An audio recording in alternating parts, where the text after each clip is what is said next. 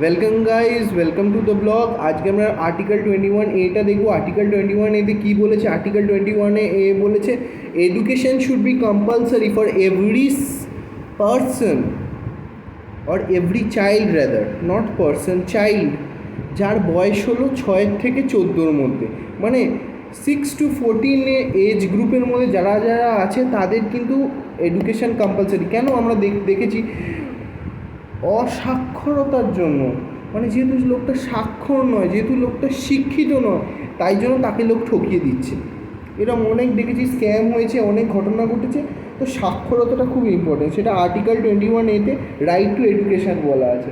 Right to education, state shall provide free and compulsory education to all children of age 6 to 14 years in such manner as the state may be by law determined।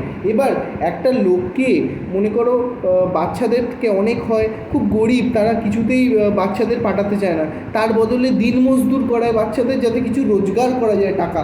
তারা এতটাই গরিব যে তাদের দিনে আনে 10 টাকা রোজগার হয়। এরমও আমাদের পরিবার আছে অনেক, যাদের একদম রোজগার জিরো, মানে আমদানি হয় না। মাসে যদি সরকার কিছু খেতে পড়তে দেয় তাহলে খায়, নাহলে ঘুরে ঘুরে বেড়ায়, নাহলে ওই মন্দিরে, যদি কোনো মন্দিরে কোনো আস্থানা পায় সেখানে খাবার খায়। তো তাদের জন্য মিড ডে মিলের ব্যবস্থা করেছিল সরকার, যে বাচ্চারা অ্যাটলিস্ট এলে সেখানে যেন খেতে পায়, খাওয়ারের বদলে তারা যেন শিক্ষাটা পেয়ে নেয়। এই শিক্ষা পাওয়ার জন্যই মিড ডে মিলের ব্যবস্থা করা হয়েছে, যে বাচ্চারা খাবে এবং 6 বছর থেকে 14 বছর অবধি বাচ্চারা যাতে শিক্ষিত হতে পারে, এই দেশে যেন শিক্ষা প্রাপ্তি করতে পারে, তাহলে দেশের একটা উন্নতি হয়। যেরকম 92 to 94% মানে লোকেরা কেরালায় শিক্ষিত, সেরকম ইন্ডিয়ায় অনেক জায়গা আছে যেখানে মাত্র 60% লোক শিক্ষিত, এরম আছে যেখানে 30% লোক শিক্ষিত। তো সেই সাক্ষরতাটাকে বাড়াতে হবে, তার জন্যই এই পদক্ষেপগুলো নেওয়া হয়েছিল। এটাই হলো ঘটনা। এবার আমরা পড়ব article 22, protection against arrest and detention in certain cases. মনে করো কোনো লোক কোনো অপরাধ করেছে, তাকে কিন্তু অ্যারেস্ট করে চিরজীবন পুলিশ রেখে দিতে পারে না। এটা আর্টিকেল 22-তে বলেছে, তাকে 24 ঘন্টার মধ্যে ম্যাজিস্ট্রেটের কাছে কিন্তু প্রডিউস করতে হবে। এই 24 ঘন্টার মধ্যে যদি সে ম্যাজিস্ট্রেটের কাছে না প্রডিউস করে, তাহলে একটা আইন আছে, সেটা হেভিয়াস কর্পাস, সেটা একটা রিট, সেটা দিয়ে কিন্তু সিউ করা যায় সেই অফিসারটাকে, কেন তুমি বডিটা প্রডিউস করোনি কোর্টে, হাইকোর্টে সেটা অ্যাপ্লাই করতে হয়, কেন তুমি করোনি। যাই হোক, সেসব অন্য জায়গায় আমরা পরে পড়ব। এবার ঘটনাটা হলো এই ডিটেনশন, অ্যারেস্ট অ্যান্ড ডিটেনশন। এবার আমরা জানবো every person arrested detain in the custody shall be produce to the nearest magistrate. কী করতে হবে? Nearest magistrate. আচ্ছা, প্রথম আর্টিকেল 1-এ ক্লজ 1-এ বলছে no person shall be arrested detain in the custody without being informed. মনে করে একটা লোককে অ্যারেস্ট করে এনেছে এবং তাকে বলছে না যে কেন তাকে অ্যারেস্ট করেছে, এইটা কিন্তু ভুল। আগে প্রথম দায়িত্ব হলো পুলিশের, যে তাকে বলা যে তোমায় এই কারণে অ্যারেস্ট করেছি। এবার যখনই তাকে বলতে মানে বলা হলো, তারপরেই পুলিশের দায়িত্ব, as soon as May the ground such arrest, nor shall he be denied to right to consult and defend by a legal practitioner of his choice। মনে করো যখনই সে পেল জানতে, তখনই তাকে একটা লিগাল প্র্যাকটিশনারের সাথে কথা বলার সুযোগ করে দেওয়া উচিত পুলিশের। এটা তার দায়িত্ব যে দিতে হবে, নয় তার ইচ্ছে মতো, নয় পুলিশ যাকে রেকমেন্ড করে দেবে তার সাথে। তো এটাই খুব important. D K Basu versus state of West Bengal বলে একটা কেস আছে, ওখানে বলা আছে রুলস, যে একটা টাইমের পর, মানে যখনই অ্যারেস্টেড হলো তখনই কনসাল্ট করতে দিতে হবে তার অ্যাডভোকেটের সাথে, এবং সেটা মাস্ট যে অ্যাডভোকেটের সাথে কনসাল্ট করতে দিতেই হবে। কেন এমন অনেক সময় হয় যে ইনোসেন্টরা ধরে আনা হয় পুলিশে, ভুল ভেবে পুলিশ ভুল করে ধরে আনে এবং তাদের সাজা হয়ে যায়। এইটার জন্যই লিগাল প্র্যাকটিশনারের ইন্টারভেনশন এখানে দরকার। লিগাল প্র্যাকটিশনার এসে, কোনো অ্যাডভোকেট বা কোনো উকিল এসে তার সাথে কথা বলে, যে সে যদি কোনো দোষ না করে তাহলে তাকে ছাড় দিয়ে দেওয়া উচিত। এবার ঘটনাটা হলো, আমাদের লয়ে একটা কথা আছে, চায় 1000টা অপরাধী ছাড়া পেয়ে যাক, কিন্তু একটা নির্দোষের যেন সাজা না হয়। এর জন্যই এই আইনটা কিন্তু করা হয়েছে। এটা হলো আমাদের মূল মন্ত্র। 100টা লোকের 100টা অপরাধী ছাড়া পেয়ে গেল, কিন্তু একটা ইনোসেন্টের যেন ক্ষতি না হয় সেটা কিন্তু মানে মানা হয় আর কি। এটা হলো ঘটনা। এবার এই যে না, এবার একটা ঘটনা হলো, মনে করো কোনো এলিয়েন এনিমি বা টেররিস্ট বা কোনো ড্রাগ ডিলার এরম ধরনের যদি কোনো লোক হয়, তাহলে তাকে কি করতে হবে, তাকে কিন্তু অ্যারেস্ট করা যাবে 24 আওয়ার্সের মধ্যে। তার কি ঘটনা ঘটতে হবে, any person arrested detain under law providing preventive detention. Preventive detention মানে সে আরও কোনো ক্ষতি করে দেয় তার আগেই তাকে প্রিভেন্ট করা, আটকানো, যাতে সে অন্য কোনো ক্ষতি না করতে পারে। এইরকম ধরনের আইনের জন্য, প্রিভেন্টিভ ডিটেনশনের জন্য তাকে আগেই অ্যারেস্ট করা যেতে পারে। একটা মার্ডারার, সে মার্ডার করেছে অলরেডি 10খানা, তাকে অগ্রিম আরেকটা মার্ডার করার থেকে আটকানোর জন্য আরেকজনকে অ্যারেস্ট করে নেওয়া, মানে তাকে অ্যারেস্ট করে নেওয়া, নাহলে সে মার্ডার করতেই থাকবে। 10টা মার্ডার করেছে, এক্সাম্পল দিলাম, একটা উদাহরণ। এবার ঘটনাটা হলো 4th নম্বর পয়েন্টে কী বলেছে, এবার 4th নম্বর সাব ক্লজ, এটা আর্টিকেল 22 4th নম্বর ক্লজে কী বলছে, no law providing preventive detention unless authorise detention by a person for a longer period than 3 months unless.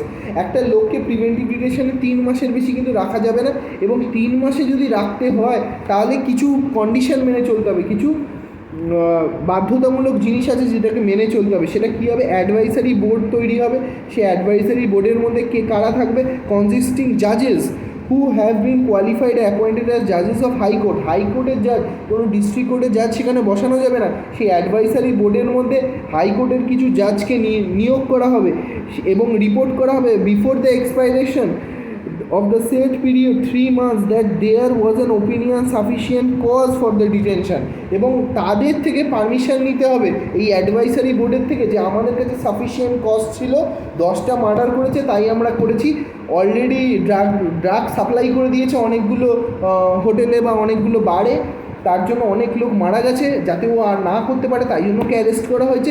3 মাসের ডিটেনশনে রাখা যায়, কিন্তু অ্যাডভাইসারি বোর্ডের কিন্তু পারমিশন মাস্ট। অ্যাডভাইসারি বোর্ডে কে থাকবে, হাইকোর্টের জাজেসরা, জাস্টিসরা, ঠিক আছে। এবার ঘটনাটা হলো সাচ পারসন,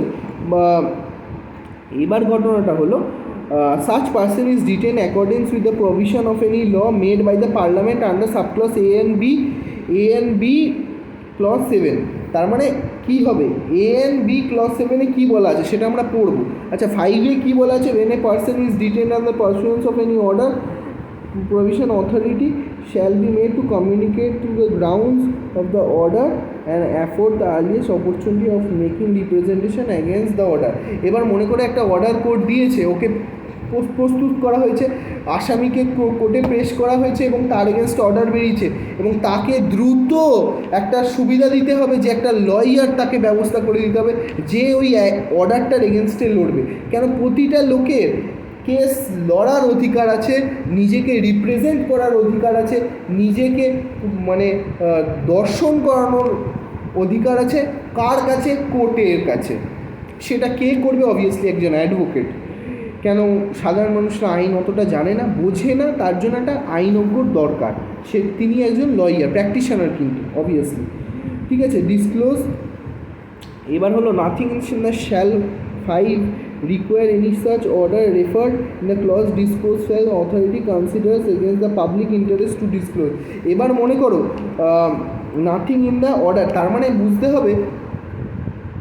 এবার আমি একটা কথা বলছি, আর্টিকেল 22 সাবক্লজ 6-এ কী বলা আছে, 6-এ বলা আছে, মনে করো, এটা মনে করা হলো যে এই যার জন্য অ্যারেস্ট করা হয়েছে এই আসামিকে, মনে করো 10টা মার্ডার করেছে, সেইটা অত্যন্ত গোপনীয় রাখা উচিত। 5টা মনে করে এমএলএকে মেরে দিয়েছে, 2জন ডিআইজিকে মেরে দিয়েছে, একজন বড় হাই প্রোফাইল কাউকে মেরে দিয়েছে, এইরকম ক্ষেত্রে ডিসক্লোজ না করা যেতে পারে। কী করা যেতে পারে, এই যে ফ্যাক্টসগুলো, অ্যাডভাইসারি বোর্ডের অবভিয়াসলি অর্ডার লাগবে সেখানে, এই ফ্যাক্টসগুলো ডিসক্লোজ না করা যেতে পারে। অবভিয়াসলি সেখানে কোর্ট থেকে প্রোভাইড করা হতে পারে একজন অ্যাডভোকেট, তারপরে এবং পাবলিক ইন্টারেস্টের জন্য, যাতে পাবলিকের ভালো হয় তার জন্য এই ফ্যাক্টগুলোকে কনফিডেন্সিয়াল রাখা হতে পারে। যেরকম আজমাল কাসাবের কেসটা, ফ্যাক্টসগুলো কতদিন কনফিডেন্সিয়াল ছিল, যতদিন না কেসটা ডিসলভ হয়েছে, বাট এখনও আমরা জানি অনেক ফ্যাক্টস ওখানে কিন্তু কনফিডেন্সিয়াল আছে, সব ফ্যাক্ট কিন্তু বলে দেওয়া হয়নি। শুধু আমরা জানি যে অনেক মার্ডার হয়েছে, আমরা এমনকি এটাও জানি না যে কারা কারা মারা গেছিলেন, হাই প্রোফাইল নেতাদের নাম বা হাই প্রোফাইল যারা গেস্ট ছিল তাজ মুম্বাই, তো কী কী ছিল আমরা অত কনফিডেন্সিয়াল রিপোর্ট জানি না। এটাই হলো ঘটনা, এটাই বলতে চেয়েছে এখানে যে যদি না জানাতে চায় 6A, তাহলে না জানাতে পারে কার পারমিশন লাগবে, অ্যাডভাইজারি বোর্ডের পারমিশন লাগবে। পার্লামেন্ট কী করতে পারে, পার্লামেন্ট সার্কামস্ট্যান্সে কী করতে পারে, ক্লাস বা ক্লাসেস জাজেস detain for a longer period than 6 months any providing preventive detention without obtaining opinion of the advisory board in accordance with the provision subclause A 4A। এবং 4A-তে কী বলেছে, অ্যাডভাইজারি বোর্ডের পারমিশন নিয়ে 3 মাস রাখতে পারে, বাট তার বেশিও রাখতে পারে যদি পার্লামেন্ট একটা বিল পাস করে বা অ্যাক্টে অ্যামেন্ড করে, 4A-টাকে অ্যামেন্ড করে, তাহলে কী করতে পারবে, 3 মাসের বেশি রাখতে পারবে এবং সে বেল পাবে না যদি ওটা পাবলিক ইন্টারেস্টের ফরে হয়। পাবলিক ইন্টারেস্টের ফরে হলে অনেক সময় 3 মাসের বেশিও বেল পায় না, যেরকম আজমাল কাসাব, এরম হলো ঘটনা। এলিয়েনিং এরকম ড্রাগ ডিলারদের ক্ষেত্রেও হয়, অনেক সময় হয়, তাদের একদম আটকে দেয়, তাদের বেল করতে দেয় না জজেরা, কেন ভয় পায় যে যদি এদের বের করে দেওয়া আরও কত লোক মারা যাবে, সে মৃত্যু দায়ভার কিন্তু মনে রাখবে, moral duty is the greatest duty.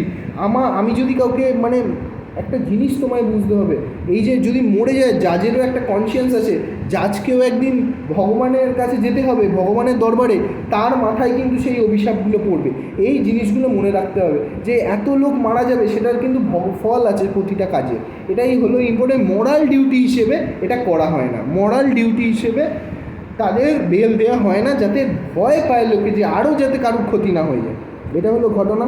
Maximum period of such may any classes of detain under the law providing preventive detention, তাকে ম্যাক্সিমাম পিরিয়ডের জন্য রাখা যেতে পারে, কিন্তু প্রিভেন্টিভ ডিটেনশনের জন্য, মনে করো সে কোনো ক্ষতি করে দিতে পারে, 10টা মার্ডার অলরেডি করেছে, আরও মার্ডার করতে পারে, তার জন্য তাকে ভেতরে রাখা হতে পারে। এটা হলো ঘটনা। The procedure followed by the advisory board in an inquiry under subclause A of 4A। আমরা সবসময় 4A আর্টিকেল 4A পড়েছি, আমরা 4A-তে পড়েছি, 4 ক্লজ A-তে পড়েছি, কী পড়েছি, অ্যাডভাইজারি বোর্ডের ক্ষমতা, তার পাওয়ার, যে তাদেরকে নিয়োগ করা হবে কার জন্য, এইটার ব্যাপারে প্রসিডিওরে তাহলে ইনকোয়ারি করা হবে। ইনকোয়ারি করা মানে সমস্ত তথ্য প্রমাণ আনা হবে, নিয়ে কেসগুলো লড়া হবে। এটাই হলো ঘটনা। Please like, share and subscribe to my channel. Thank you for watching. By.